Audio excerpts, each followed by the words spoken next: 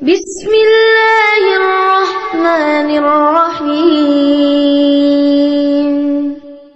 تبارك الذي بيده الملك وهو على كل شيء قدير الذي خلق الموت والحياة ليبلوكم أيكم أحسن عملا